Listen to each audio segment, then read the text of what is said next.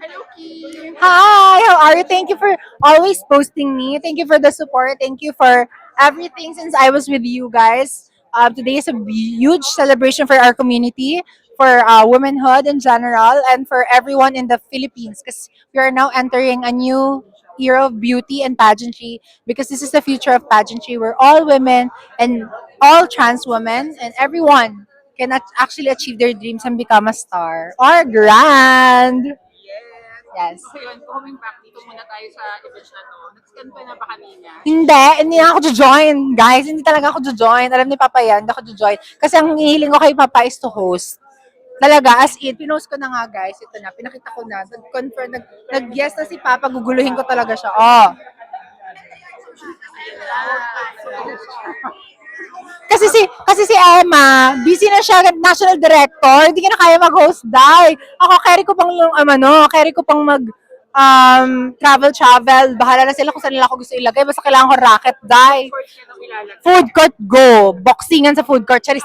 Pero yeah, kasi syempre I wanted to support the organization and because I'm grateful for them. You know, how the only thing I could do for them is work. Of course, hindi wala naman pilitan. Kung kailangan lang nila ako, I will be there. If Emma needs me for her to any support that she needs for the organization here in the Philippines, she has me. Jojo needs me, they have me. Everyone that needs me in this organization as the expansion of Papanawat, I will always be 100% of service for them because they made me who I am. For whatever result that happened, I'm grateful. Kasi before, it was just a dream. Di ba, pangarap ko lang naman na makapag-contest kasama yung mga girls na makalaban without question. And then, it happened. So, I guess my work in pageantry is done in that aspect. And I wanted to just continue supporting them and working for them. Yon. Ayan. Wala ka na matanong. Ano?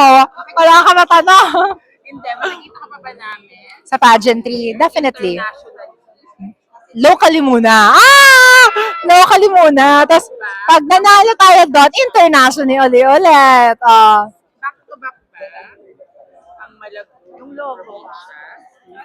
Yun yung logo. Ganda ng tanong mo na Muntik pa ako mahuli. Oh, well, back to back sa lahat. Kasi Pampanga naman ako, whatever pageant it is, Pampanga naman talaga na-represent ko.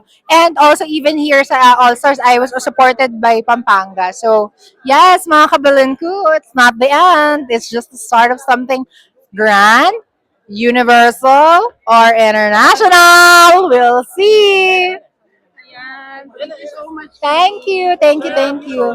I love you all. And I love the media. I love the media. I love the media.